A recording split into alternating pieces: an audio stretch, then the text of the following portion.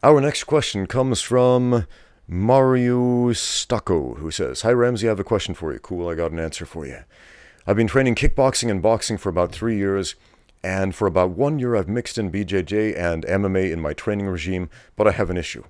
Whenever we're sparring with 6-ounce MMA gloves, and I'm happy to hear that you are doing some sparring in MMA gloves, because that's one thing that's really missing from a lot of MMA gyms is actual MMA sparring.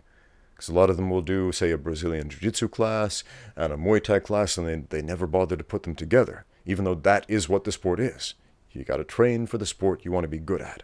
Anyway, he says, "Whenever sparring with 6-ounce MMA gloves, my will to hit my partners diminishes, and the fear of getting hit paralyzes me from action, and I'm unable to strike effectively.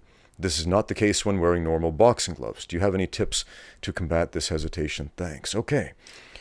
Change the way that you spar, and spar light. Very light, especially with the small gloves, because those things leave a mark. Bigger gloves, a lot of people take that as license to hit harder and go rougher, and to an extent, you can do that, but it should still be light contact sparring. Most of your sparring needs to be light contact, right? With the MMA gloves on, I've got a ton of videos on my channel under my sparring playlist. Surprise, there's a sparring playlist on my channel for all of those of you unaware. Yeah, go to my channel, I got playlists there.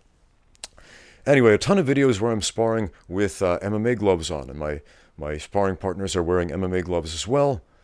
Not the big hybrid padded ones, but the actual MMA gloves, the type that you would use in a professional fight. And that is something I would recommend for people who have a lot of control over their power. People who know how to pull a punch without hurting, rocking, cutting up, or injuring their training partner. Because like I said, those little gloves leave a mark. If you've been in a professional or an amateur full contact MMA fight, and you've taken a single punch, yeah, it leaves marks. It leaves black eyes. It leaves contusions and things like that. You look marked up afterward. Whereas with the boxing gloves, you can take more damage and your face might look absolutely fine and pristine afterward because the skin isn't broken up, the capillaries aren't breaking and bleeding inside the skin. You'll look fine on the outside, but not so much on the inside. But back to the question, use more control. Slow it down if you have to. Slow it down until you don't have to slow it down, if that makes sense. Pull the punches.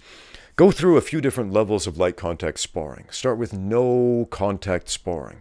And make sure you have a partner who's on the exact same page as you. So move around like you're shadow boxing with each other, responding to each other's movements. And then after that, work up to touch sparring.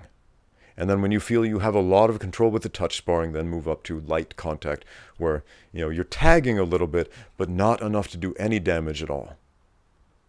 And when you can do that, yeah, then sparring with the regular MMA gloves is totally fine.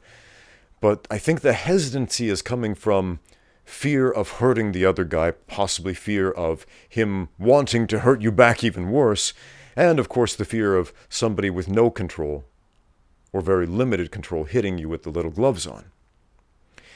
I had a related question to this from another guy, I don't remember his name, but he basically said, how do I get over the fear of flinching? And I've answered this question before, but I'm going to put a slightly different spin on it, which is stop hard sparring. Because all that is doing, if you're doing a lot of sparring that is hurting you and inflicting pain on you, is reinforcing the flinch reflex. There are a few very simple things that we are naturally programmed to do for self-preservation, instinctually.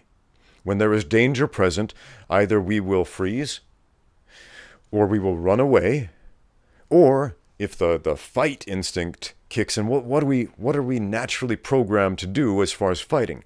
Not a lot, but what there is flinching, which is essentially putting something in between us and the danger.